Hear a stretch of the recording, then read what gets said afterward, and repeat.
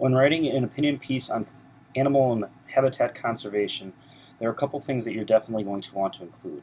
I'm going to help you today in setting up your paper so that you'll be able to write it much more fully by the end of the unit.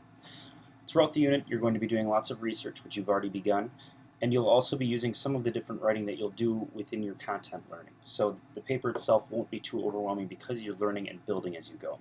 First thing we're going to do today, though, is set up the sections. There will be different sections, and you should include subtitles so that people will be able to see where you are putting factual information and where you're using opinion. So the first thing that we're going to do is we're going to include an introduction. This will be working on later in the paper. We don't do that right away. You'll be including some sort of thesis statement about why it's so important to conserve with your animal or habitat. And you'll also include some facts about it. In the second section, you are going to be looking at your animal. So I'm going to say your animal, but you're going to put the title of your animal. So for example, if you were using a cat, you would, or I should say a specific type of cat, since we're looking at wild animals, such as the tiger, the name tiger would be as your subheading. This is where you're going to put information on the animal that you chose and did research on. The next section is going to be called habitat. And with that one, again, right now it's general, but there are different types of habitat. You will learn about that in week 2 and 3.